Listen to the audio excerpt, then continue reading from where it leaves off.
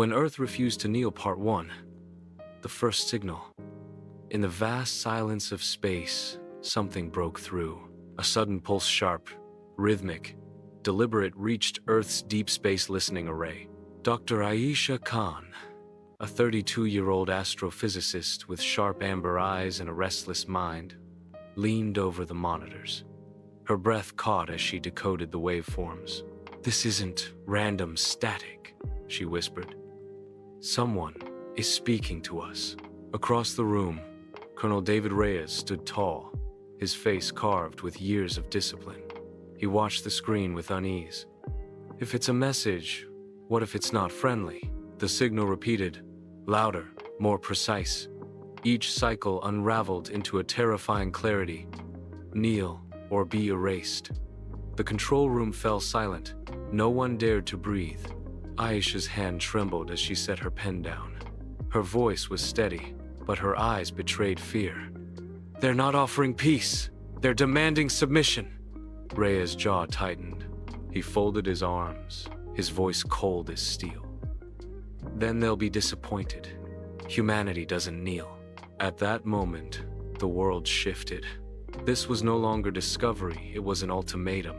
The sky had spoken, and Earth's answer would ignite a war that history would never forget.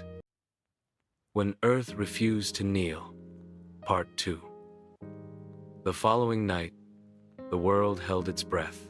Cities that never slept, New York, Tokyo, Karachi, fell into uneasy silence as the alien transmission repeated itself. The words were no longer garbled. The signal was now clear, translated into Earth's languages. "Kneel, and you will live. Resist, and you will burn." Dr. Aisha Khan stared at the projection screen in disbelief. "They're not just testing us anymore," she whispered. "They're issuing an ultimatum." Colonel Reyes clenched his jaw. "Which means they're close, maybe already here." His voice carried the weight of someone who had fought battles but never against the unknown. In the skies over the Pacific Ocean, satellites began to flicker and vanish, one by one blinded by a force no human technology could resist. Aisha felt her pulse racing. "They're dismantling our eyes in space. They want us blind before the strike." A long silence filled the control room until Reyes slammed his hand on the table. "Then we fight on the ground. Humanity doesn't kneel." For the first time, Aisha met his eyes, not as a scientist, but as a human being on the edge of history. In that silent glance, a fragile alliance was forged. Intellect and strategy, mind and muscle. Outside, the world's leaders scrambled. Some pleaded for negotiation. Others prepared weapons. But one truth was inescapable. Earth's first war beyond the stars had already begun. Part 3. The First Strike. The world had barely begun to process the Zenith Dominion's ultimatum when the sky itself betrayed humanity. It started over Tokyo, where the night lit up with streaks of unnatural fire. Locals thought it was a meteor shower until the lights changed direction mid-air. The first alien crafts pierced the atmosphere, sharp and angular like black blades against the stars. They did not roar like human jets. They hummed, vibrating the very bones of those who looked up. In Geneva, where Dr. Aisha Khan sat inside the Global Space Council's chamber, alarms rang out. A live feed filled the massive screens. Towers crumbling, streets burning, families fleeing in terror. She gripped the table's edge, her knuckles white. "They're not waiting for our answer," she whispered. Colonel David Reyes, standing tall beside her, slammed his fist against the table. "Cowards. They want fear to break us before the war even begins."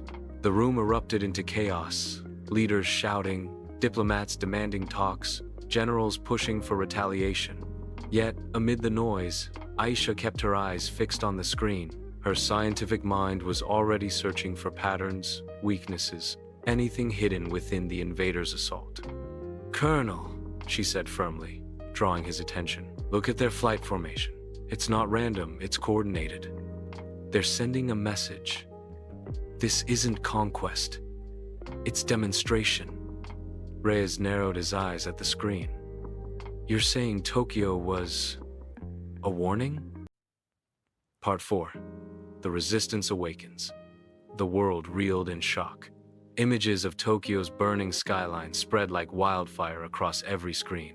Families cried, leaders shouted, and soldiers tightened their grips on rifles. For the first time, Earth realized this wasn't just an invasion, it was an ultimatum. Inside the underground command center, Dr. Aisha Khan stared at the data. Her hands trembled, but her mind refused to give in. "They strike to instill fear," she whispered. "But fear can also unite." Colonel David Reyes stood at her side, his jaw clenched. "We can't match their firepower, but we can bleed them.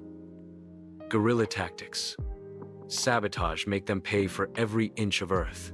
Aisha adjusted her glasses, eyes burning with determination. "If they rely on central communication, disrupting it could cripple their coordination. I might have a way, but it's dangerous." Above ground, civilians took to the streets. In Paris, protesters raised banners. "Earth will not kneel." In Mexico City, volunteers signed up for defense units. And in Karachi, children painted Earth's flag on walls, refusing to let fear silence them. Suddenly, the command center lights flickered. An alien hologram materialized, one of the Zenith Dominion leaders. His voice boomed like thunder. "You resist? Then you choose annihilation." Next, New York. Gasps filled the room. The timer of survival had started ticking faster. Reyes slammed his fist on the table. "Then we strike first." When Earth refused to kneel. Part 5. The cavern walls shuddered violently as the Zenith Dominion's holographic leader dissolved into static, leaving behind a suffocating silence. The ultimatum had been delivered with chilling finality. Surrender or be annihilated. For a moment, no one in the underground command base dared to breathe. The weight of extinction pressed heavily on every soul.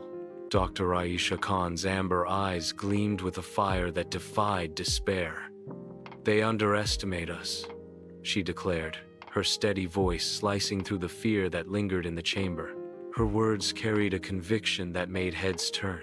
Colonel David Reyes leaned over the table, arms crossed, gaze fixed on the scattered maps and glowing projections. "Their fleet shadows every major city. Against their firepower, we don't stand a chance. But maybe..." His voice faltered as his finger hovered over a faint ripple on the holographic map, a mysterious pulse resonating deep within Earth's magnetosphere. Aisha's heart quickened. "That signal, it's not interference, it's harmonic. Like the planet itself is resonating." Reyes' brows furrowed. "Are you suggesting Earth is alive? Resisting?" "Not resisting," Aisha whispered, her lips curling into a resolute line. "Calling out. It's a warning, maybe even a weapon. If we amplify it, we might channel Earth's own voice against them." Gasps and anxious murmurs filled the room. Madness, some thought. Salvation, others dared hope.